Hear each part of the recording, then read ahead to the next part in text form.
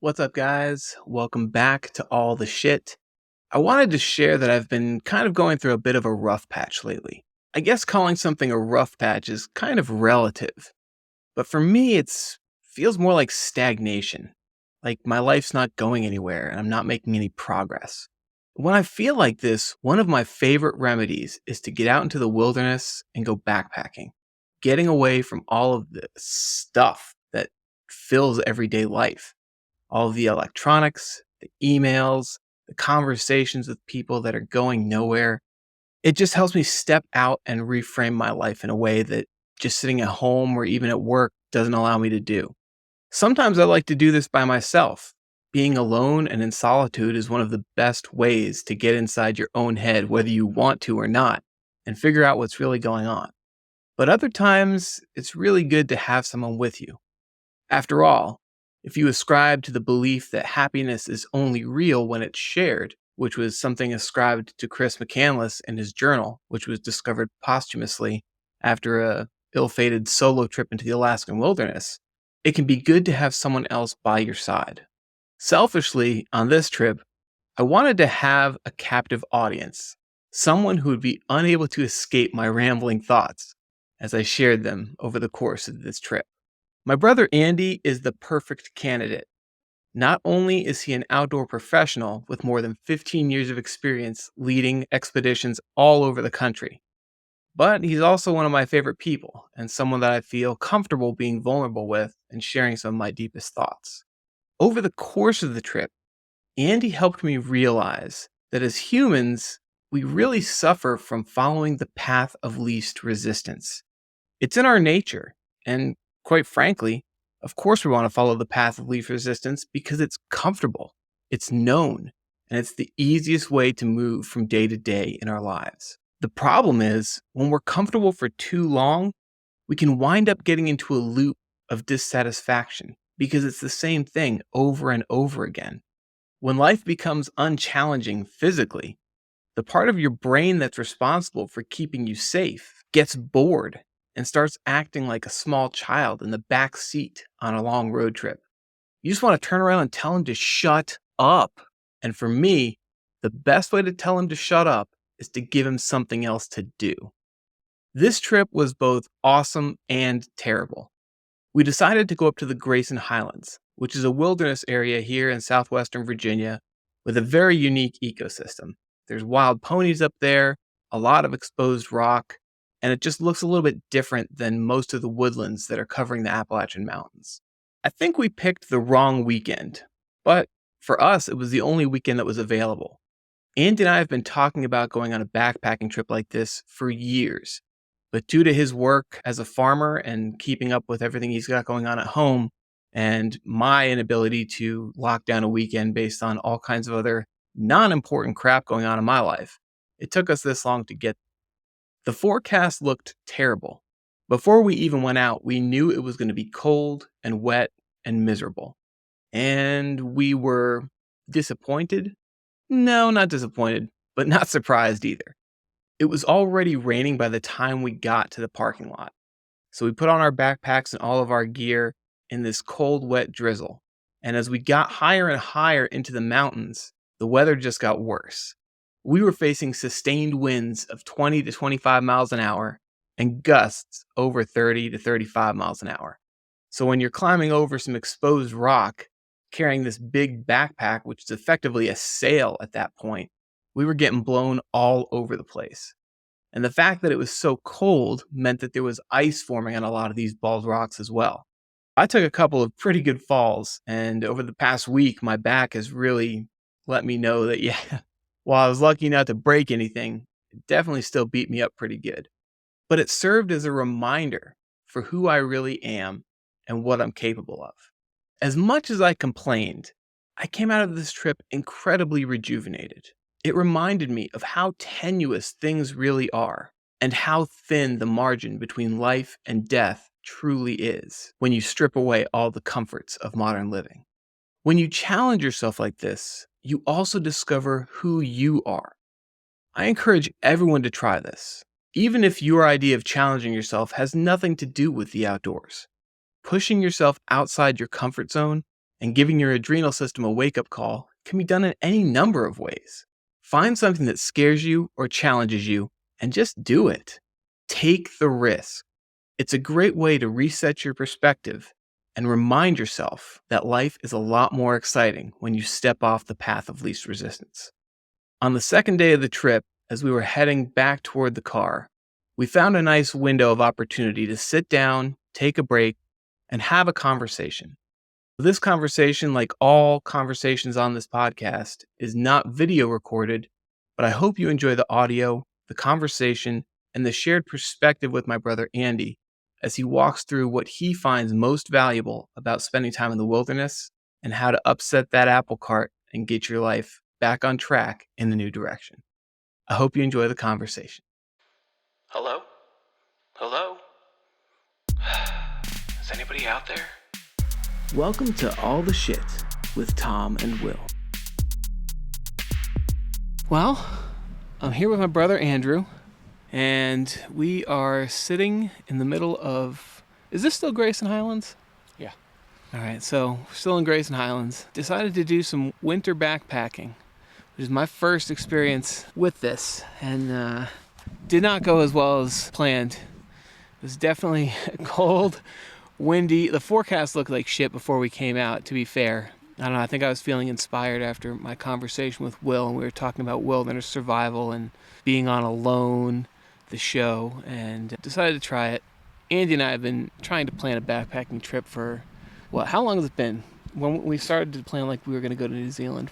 Well, that one, I was in college when we started that. Yeah. We've been trying to plan a backpacking trip since you moved back here to Virginia, and we haven't gotten around to it. Yeah, it's one of those weird things. I had the same experience in Colorado where when I first moved out there thinking I was going to spend a lot of time in the mountains, go backpack and go skiing, all this stuff. And then the longer you live there, it just becomes a part of your surroundings and it doesn't feel special. And so you take it for granted after a while. And I feel like the same thing happens here, especially because where we live and where you live, it's a very rural area. You feel a lot of the time like you are out in the wilderness, or you can get there very quickly by just walking up the hill behind your house. And I don't know, it loses some of the allure of getting out into the wild. Would you agree with that or no? I think maybe bits of it. There's a lot of peace and quiet where we are out in the rural areas of Southwest Virginia, but when I lived in Colorado, when I'm here, I feel like the tendency is that, at least for me, and I'd venture to say probably a lot of humans, just like we take the path of least resistance. And however simple you think getting outside and backpacking is or something, there's always something that is preventing you from doing it. You know, you got to get in the car, you got to drive there, you got to plan the trip, you have to have the right equipment, you have to take off of work, whatever it is. And there's always something that is like, I don't want to deal with that. Really, that's what it is for me. I enjoy the process and being out here. It's making the leap to just commit to doing it, which is the hardest part for me. Once I'm committed, the specialness and the beauty that's out here is, I just soak it all up. It's really just getting out of that everyday grind and stepping forward. That's the challenge for me. Yeah, I think when I'm talking about you take it for granted, it's easier to say, it's a lot of work. I can do it next time. I can do it next week. I can do it next month. It's different than planning a trip where you are flying to a destination or driving a significant distance to a destination. And there's a lot of planning that goes into building a big trip like that. I think that makes it easier to commit to than us talking and saying, what do you do next weekend? Oh, I have this. Okay, what about next weekend? Oh, I have this. It's easy to forget and it's easy to put off because you feel like it will always be there. And when you follow the path of least resistance, yeah, it might always be there, but you're also always going to be in that state of, next time. I'll do it next weekend. And it's very easy to continue to push it off in perpetuity. And so when this opportunity came up, we had a weekend here. You just got back from 2 trade shows that you were at. I'm on a weekend in between trade shows that I'm going to. You have obligations at home. For those of you guys who don't know, Andy is a farmer and runs Redfern Farm with his wife Vanessa. He's got 2 daughters and 2 dogs, so he's doing that full time. So between market seasons, he's also working for a farming tool company, doing demos of their products and showing people how to use them. And he's got a lot going on. So he's a busy guy, much busier than I am. So he's got far more excuses to push this off than I do. So when he says he's got an opportunity to go, I had to jump on that, despite the fact that I looked at the forecast and said, this is probably going to suck. And at least one thing I was right about was that it did suck. We got up here yesterday around 1 o'clock. It was already raining. It was freaking cold. Andy decided that to be the most adventurous, we needed to go over the highest point out here in the Highlands. And I mean, sustained winds of 20, 25 miles an hour, gusts of 35 easily. And we're walking over these fully exposed bald top rocks that are covered in ice and just struggling to keep our balance with the wind and the ice. And I took 2 good falls, so that was a good start to the weekend. And then getting into camp, it was almost dark. The wind was whooping through the trees. We did find some pretty decent shelter, I think. You've been up here a handful of times, though. Yeah, I mean, we had a pretty good windbreak. That was pretty good. Yeah, so not too bad, but still so freaking cold. For me, I'm speaking for me. This guy is not complaining at all, but he has had to put up with my complaining for the entirety of this trip. I mean, it's gorgeous out here right now. We got up this morning. It's amazing how you can have a shitty night and the next morning with a hot cup of coffee and the rain has stopped and all of a sudden you're just in the peace and quiet of the wilderness and it changes your mindset. I think the hardest thing I had to do this morning was dump out the puddle that was in my boots because I didn't bring the tarp all the way under my rainfly. So my boots absolutely got soaked and literally had standing water in them this morning, and I've been marching in those mush balls all day. So it's not ideal conditions, but I think all things considered, it turned out pretty good. Yeah, definitely. The clouds have parted. We got the sunshine. I don't know. You might have hated it, but that adventure last night, I ate it up. That was fun. I talk with my buddy Oren almost every Friday. We have a standing call. He's a buddy of mine from Colorado, and I told him that we were going to come out here and do this. I told him the forecast looked completely terrible, and he was super excited because he's got the same kind of thing that you do where it's like if it's not a challenge where, not that you're going to die, but if there's not some hardship involved, it's not really a trip. And you mentioned that several times. Your past experience leading the outdoor program at a local university for several years, and time before that as an outward bound wilderness instructor in Colorado.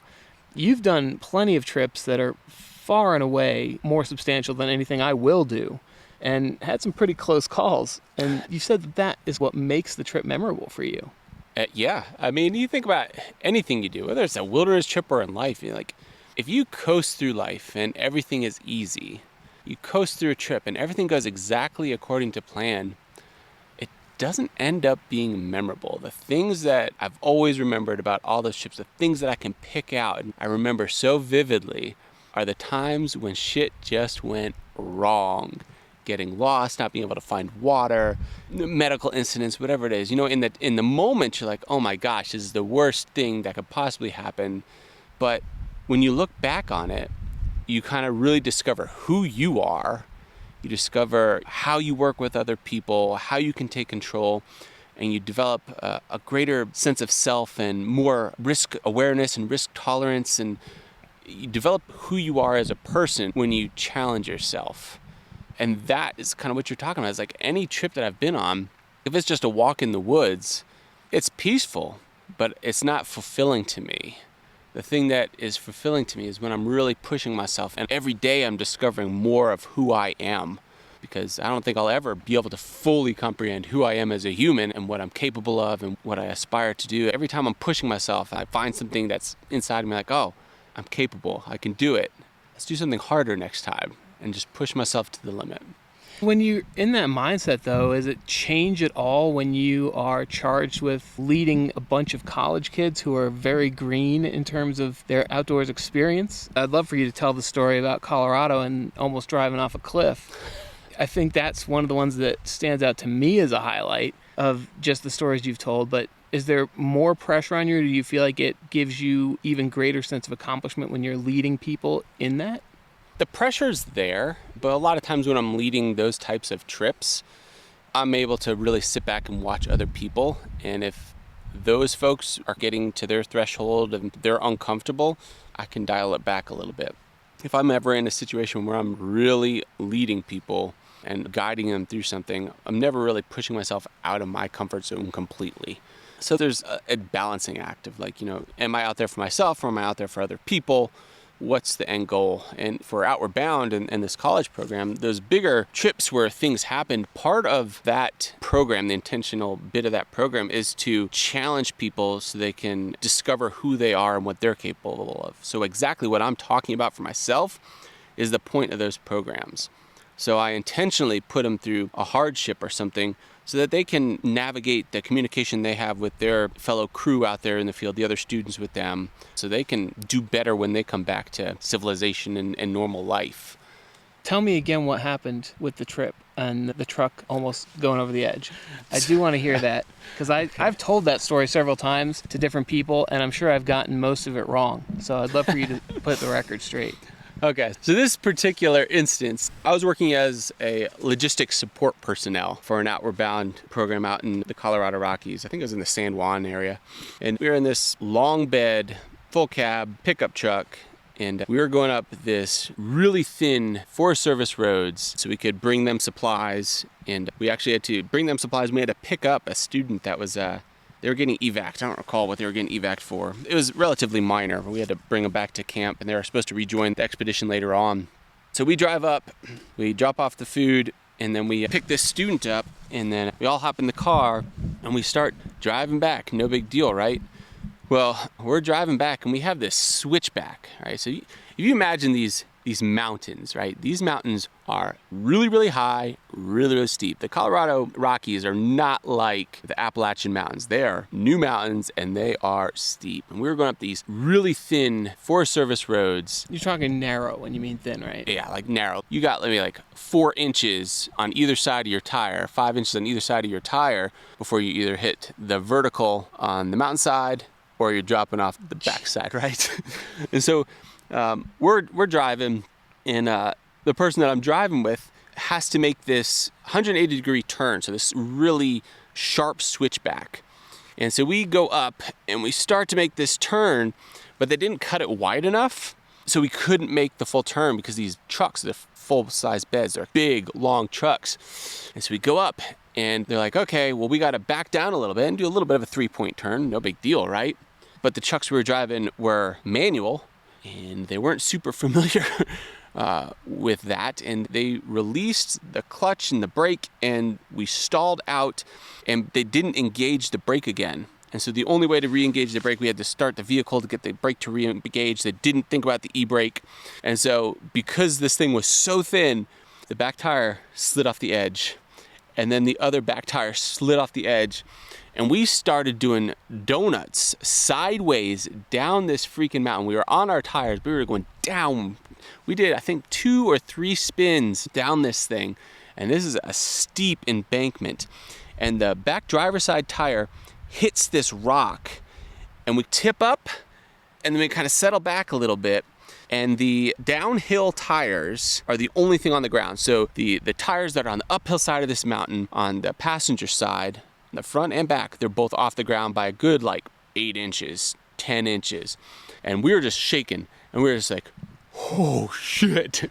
Because another maybe 50 yards, 75 yards down this mountainside, there's a vertical drop that goes down to this riverbed that's down. I don't know how far that drop was, but it was a good vert, and it was probably 50, 60 foot straight down to this riverbed. And I was just like, holy shit, we almost died. And so we all have to very slowly high side out of this vehicle. So we really lean on the high side. We get the student out. We just chuck her out the window. And then my partner, the person that was driving, crawls over me and goes out the window. And then I spill myself out the window. Then we go and kind of reach over the backside of the truck. We grab our emergency pack, which had a shelter and some stuff that we had just in case we had to spend the night out there.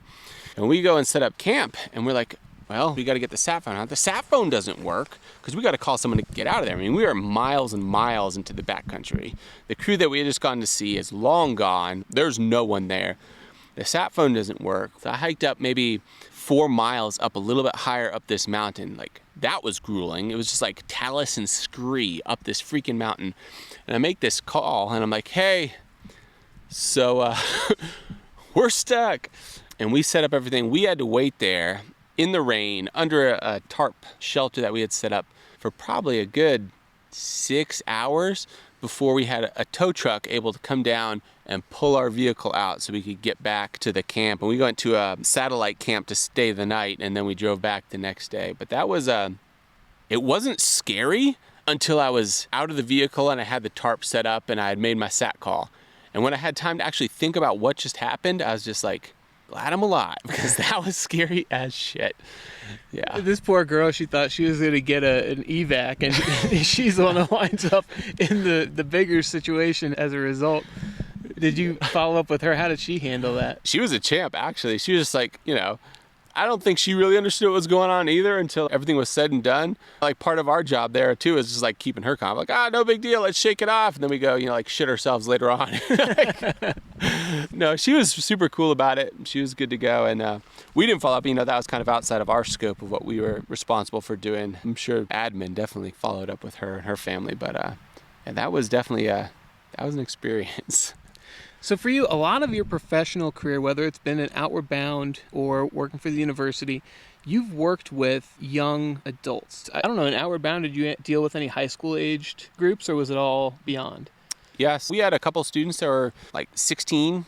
That was the youngest that I worked with. We went up into college and we did some military veteran groups as well. So anywhere from 16 to mid to late 20s is kind of where I was working with. One of the things that I talk about in the book a lot is, for me, getting outside and getting out, even for this 2 days that we're doing, it's a way to reframe where you are in life. It gives you time to be alone, separated from all of the electronics and all the stuff that pulls our attention when we're living our day-to-day life. But I think it also, to your point, it shows you who you are. For example, in this expedition, I learned that I am not someone who likes to backpack in the winter. That's who I am, and I can be okay with that.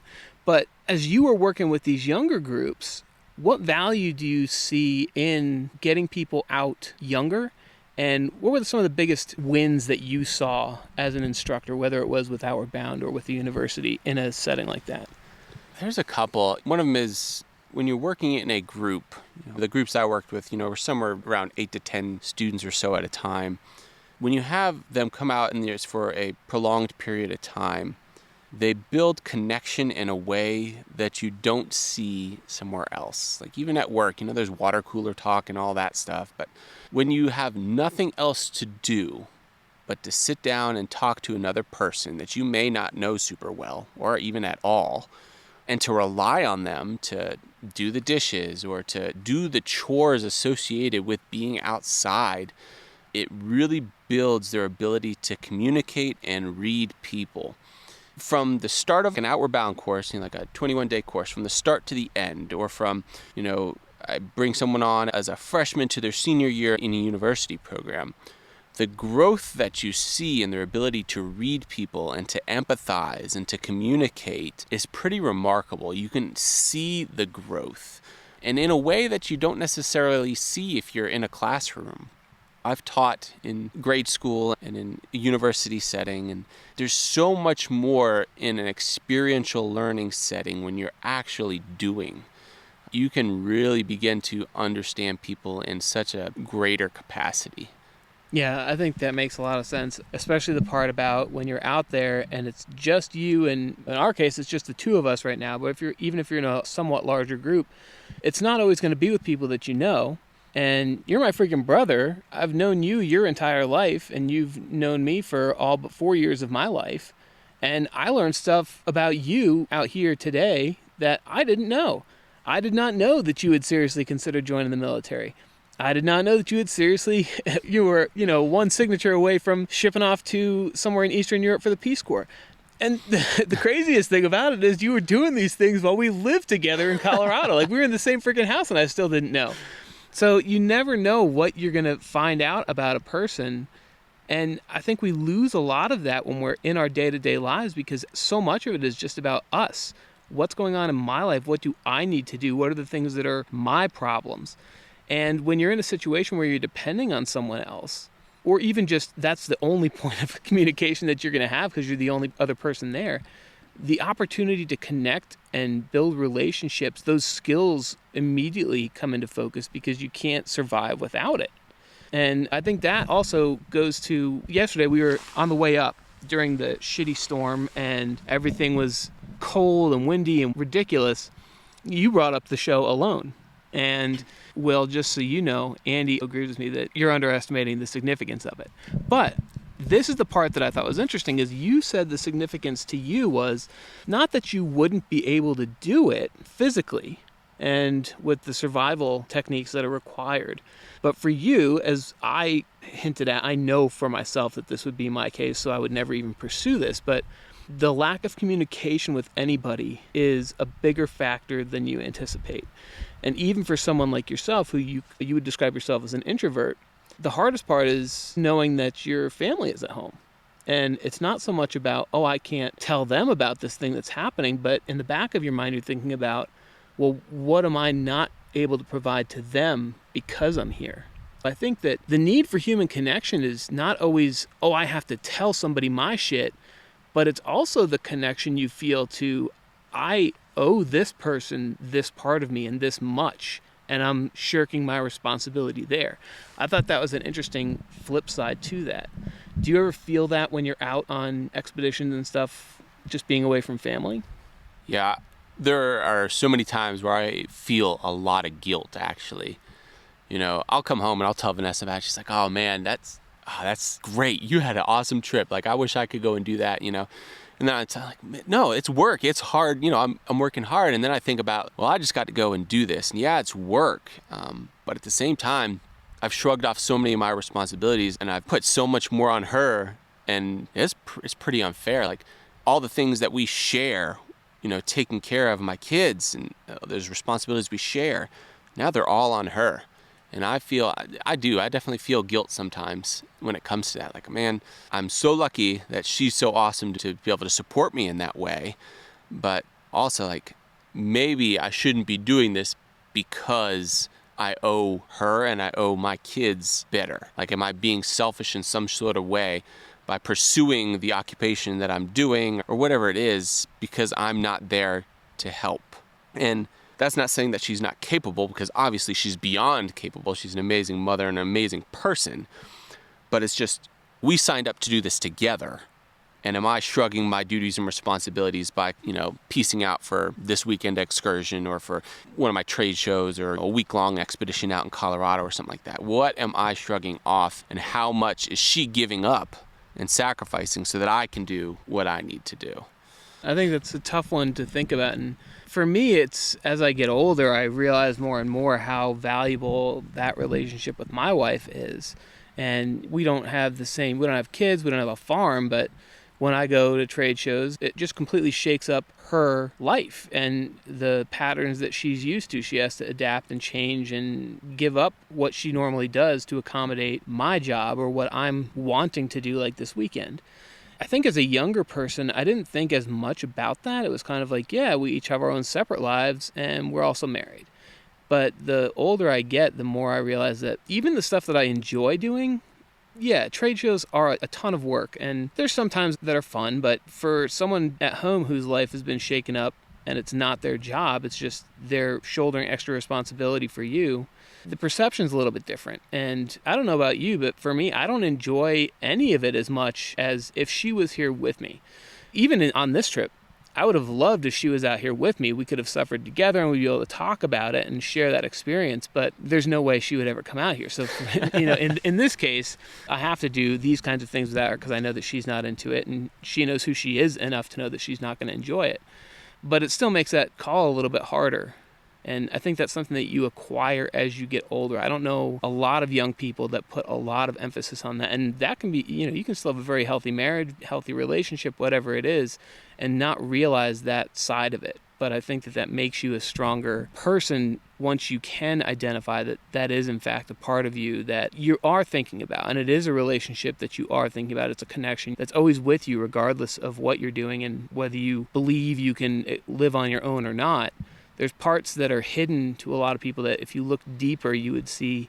And eventually, I think you will ultimately see. And if you don't, those are the marriages that will eventually fall apart. And you'll be looking back wondering, well, what went wrong? I thought everything was great. And a lot of it is you're thinking so much about yourself that you're not paying attention to the subtle cues or just taking into account what impact your decisions do have on that person. And are you as grateful as you should be, or just taking into account their thoughts on stuff that you decide to do?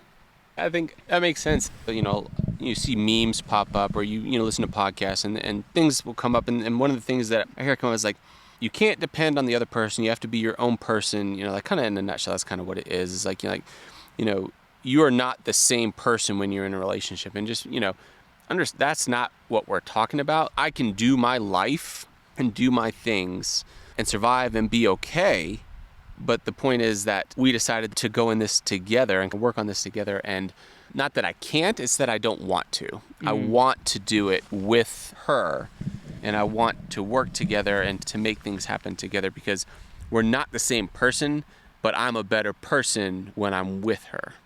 Yeah, that totally makes sense. I mean, it kind of goes to something I told Will about on one of the episodes we did recently. I was at a wedding for one of my friends, well, two of my friends, they got married. And part of their vows were, I don't need you, but I want you. So effectively saying that, yes, I could do this by myself, but it's a choice I'm making to do it with you.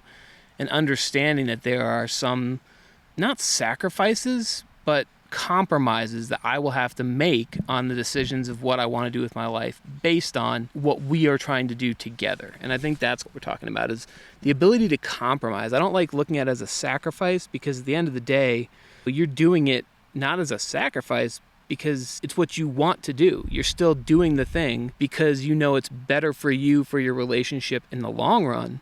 That's your choice. So it's not really a sacrifice as much as it is a compromise. And getting better at compromising, that's the key to it, I think. Yeah, I would agree with that.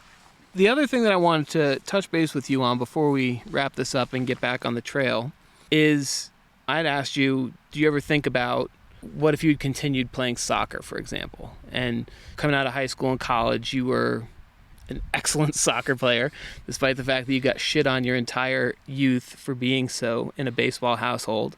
But you turned out to be pretty good. And you had an opportunity to pursue that beyond just playing in school, and you decided not to. And when I asked you about that, you said you don't really think about that as much because it was not something that you're interested in anymore. But there were a couple other things in your life and decisions that you made that you do wonder about just how it would have turned out. Not that you wish you had taken a different path, because ultimately all the great stuff that we've been talking about that has happened is a result of the path you're on. But at each of those different phases in your life, whether it's been as a police officer or a school teacher or whatever else you have done, which has been a lot, you've noticed that you change. And particularly when you mentioned being a police officer, I think that's something that a lot of people, it's a polarizing topic now. And I think you have an interesting perspective because you have been on one side and you've been on the outside. And I think you have a more level-headed view of a lot of the stuff that goes on. But you also mentioned that part of the reason that you got out of that is because you didn't like who you were as a person. And I think, I don't need you to go into the details of why. I think people can infer that based on all the shit that is in the media. But how were you able to recognize that? And what was it that told you that this isn't who you are or who you want to be? Because I think a lot of young people struggle with that, getting sucked up into whatever it is they're interested in at the time or the group of friends they're running with. They may feel conflicted about some of the things, but it's scary to stand up and say, you know what, this is not who I am and I'm going to choose a different path. How did you get to that point? I don't know. It's been quite a few years now. I don't exactly recall how I got to that point. I just remember there was a significant change in who I was. So before, you talked about seeing it from two sides, like being an officer and not. Before I was an officer, I went to undergrad and I got my degree in recreation, parks, and tourism. And then I went to go work for Outward Bound. And that community, whether it's in college and that specific degree program and what I did after school, They really encourage you to be open-minded, be community-oriented. What I was used to and accustomed to for the past 5 years or so that I was doing that, I liked that and I was used to it. I was comfortable. I liked who I was. I liked how I was treated. I liked all those things.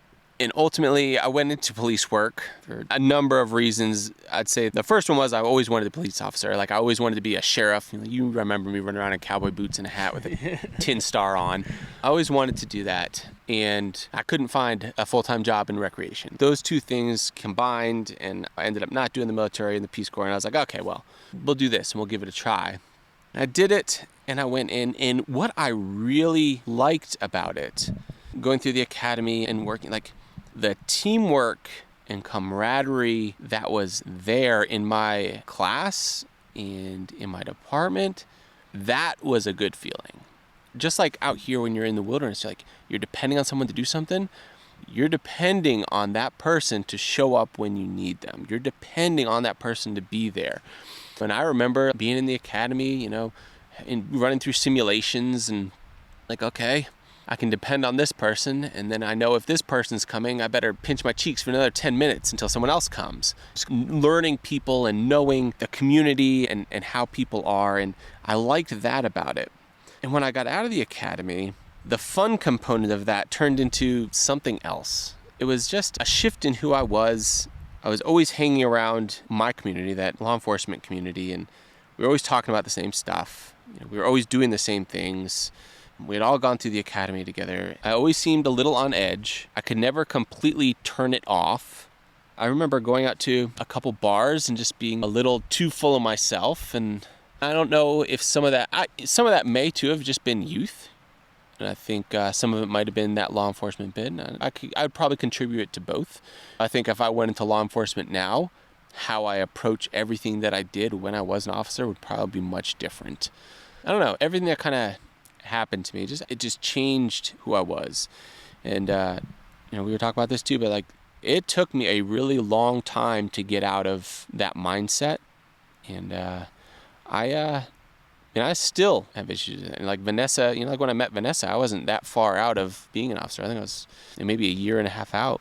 And she knows where she has to sit so that I can see the door when I sit down. I do not like having my back anywhere where a lot of people are trafficking in and out.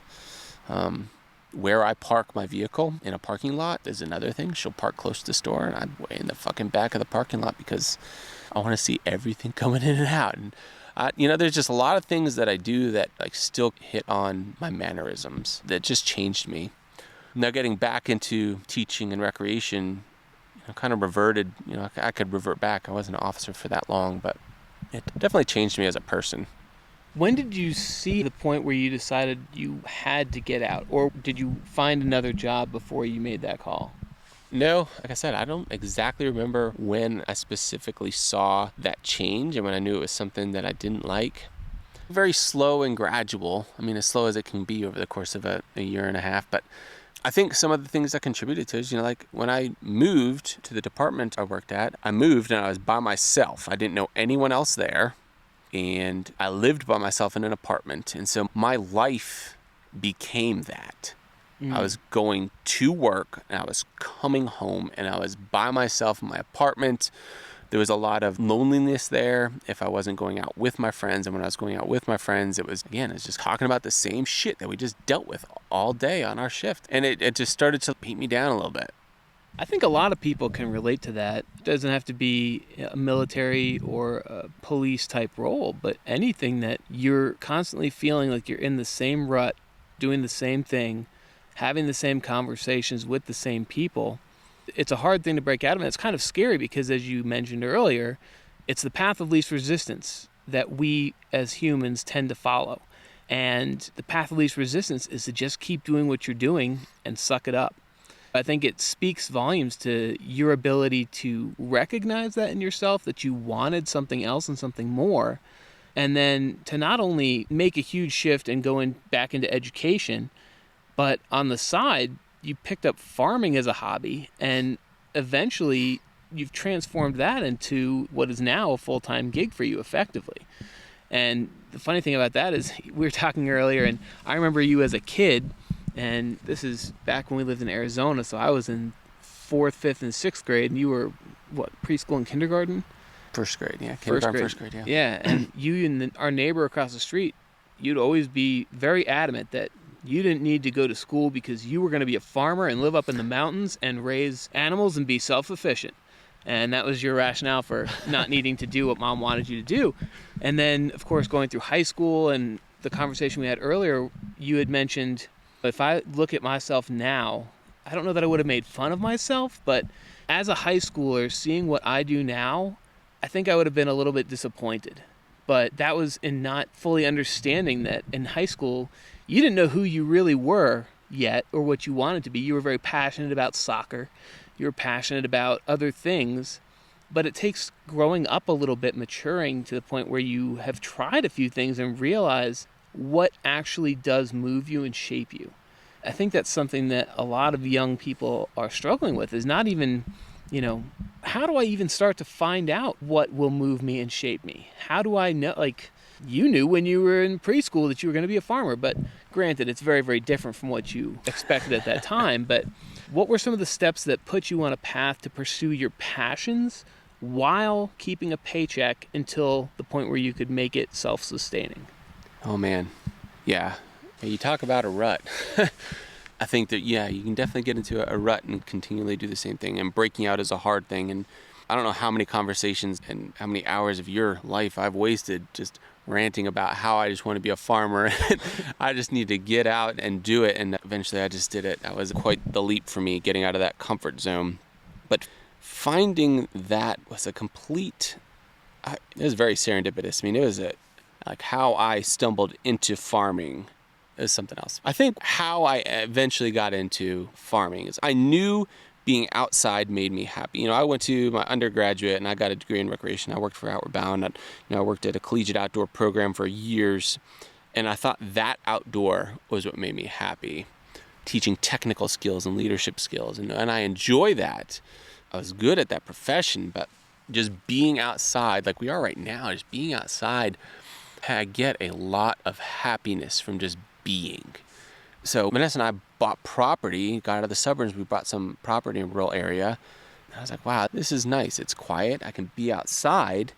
And to make a long story pretty short, I was outside, or we were all inside one day. We looked out the window and we saw what we thought was a stuffed animal in the middle of our yard. And then we saw our neighbor's dog come across the bridge and come after the stuffed animal. And when it started walking towards that stuffed animal, that thing got up and ran. It wasn't a stuffed animal, it was a fucking chicken. And so this chicken started taking off, and the dog took after this chicken. And we ran outside, yelled at the dog, and we saved the chicken. It was our first chicken ever. It was Red the Rooster. And to figure out how to take care of this rooster, we read books and got online and all this stuff. And eventually, we had that rooster for probably about 6 months or so before a fox got it, because we didn't, it just lived under a wood pile, and then we gave it some food or whatever. But that started tumbling me down this rabbit hole of like sustainable agriculture and small scale farming and stuff like that. But to find out what it was that made me tick took a really long time. I played soccer. I went to college. This might be completely different than anyone else, but I freaking hated college. I could not wait to get out. From the moment I stepped foot on campus, I was ready to get out. I graduated in 3 years. I graduated early. I was so ready to get out of school. I worked in the outdoor field. I did a lot of things as a teacher, and nothing ever sat right. Working as an outdoor professional probably sat the most right with me, just because I could be outside and I could talk to people. But it's all just super accidental. And I think you just kind of stumble your way into things, and there's always going to be something that drew you when you were little. There's something that you did, or something that you were. At least for me, there was something there I always wanted to be outside. I liked hiking. I liked walking around outside. Our family, we didn't do a ton outside, but the stuff that we did, I enjoyed it. And farming just allows me to be outside, allows me to talk to people. It allows me to teach. I do enjoy teaching, so farming allows me to teach because I can teach about how I do what I do and how to grow. I don't know. I guess going back to what you're saying is like, well, how do you find that? Well, I think you answered it. And when you're talking about something that you really enjoyed when you were little, Because it was the same for me. I enjoyed telling stories, whether it was all the stuffed animals that we had, and I would make up stories for each of them. And we had wars between our countries, which was your bedroom and my bedroom were separate countries, and our stuffed animals would fight. And it was just all this imaginary shit that I would come up with. But that was what fueled me, and that creativity and imagination is the thing that I still hold on to. And that's why I do things like produce a podcast that it's really just stories and talking about what's going on. And whereas a kid, I would play those stories out through G.I. Joes or stuffed animals or whatever else. Now I'm just talking about them, but that's what brings me that same enjoyment. And for you, it was realizing that you love being outdoors, and it is just the little seeds of things that bring you joy, finding a way to keep incorporating them in your life. And I think that's what you're talking about, stumbling into it. You don't have to know exactly how it's going to go. And I think for most people, the harder you plan and the more you set up the structure of this is how it's going to go and this is how it's going to work, the more you set yourself up for disappointment and failure, because a lot of the time, the way you think it's going to go is 100% not correct.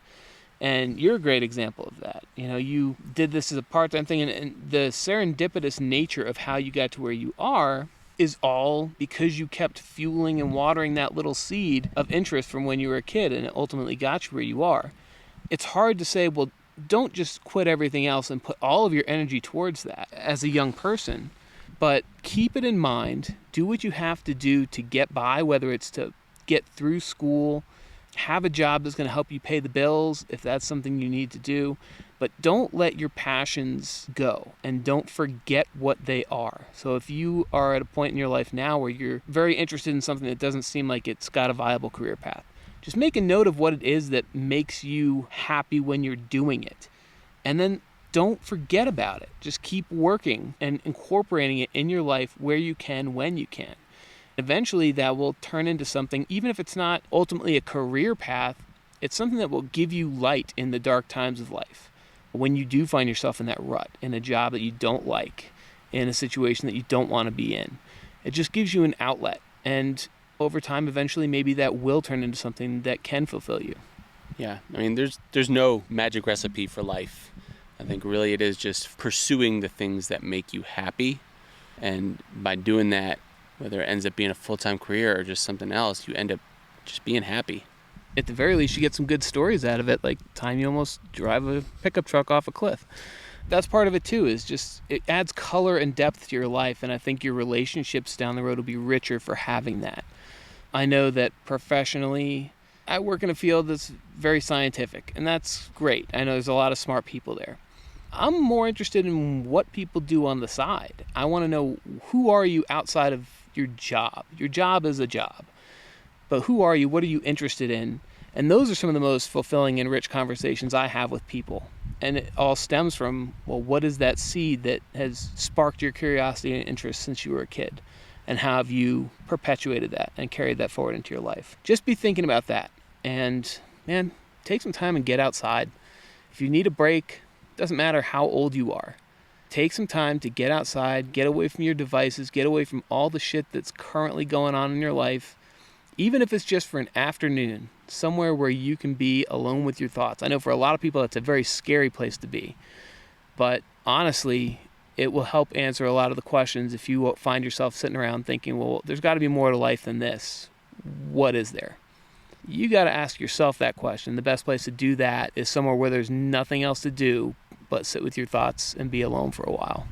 100% agree with that. I think you talk to any of the students, myself included, the most powerful and impactful moments of the programs that I run were elements called solo, where you get your sleeping bag and your shelter and a little baggie of snacks, and you sit with yourself for 24 to 48 hours completely alone, and you have a lot of time to think. And there are things that will bubble up and make you cry. There are things that will get you angry. It's an extremely powerful thing to be alone with nothing but your own thoughts. And yeah. I think we'll wrap this here. Clouds are starting to come back over. We've got a little bit of sunlight left and probably, another hour or two of hiking to get back to the car? Yeah, about 2 hours. Yeah, my feet are still soggy and coated in mud, but overall, I feel like this conversation has lifted my spirits and is one of the parts of this trip that I will remember. Thank you, Andy, for sitting down. And if you would, please share where people can follow along with Redfern Farm and see what you guys are doing and follow your story if they're interested as well. Sure, if you're interested in following along, some educational farming content. Instagram's at Redfern Farm VA. And yeah, just follow along and enjoy the time. Redfernfarm.com. Don't forget that one. Oh, and my website, sure. My website, redfernfarmva.com. There you go. Thanks again, Andy. Thank you for coaching me through this adventure. I found it hilarious that we've been on the trail several times since the first time, which was, man, it's got to be 15, almost 20 years ago that you, me, and Mark went out and did 3 or 4 days on the Appalachian Trail.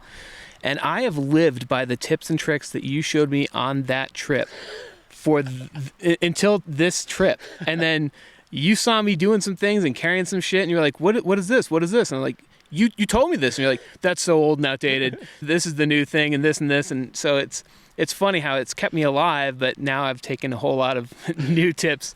So, just another tip for everybody out there. If you've been doing something the same way for a long ass time, find someone that knows more than you and up your game, because it'll make everything a lot better. So until next time, thanks for listening. Check out the book, All the Shit I Wish You Knew in High School, available for free at thathighschoolbook.com.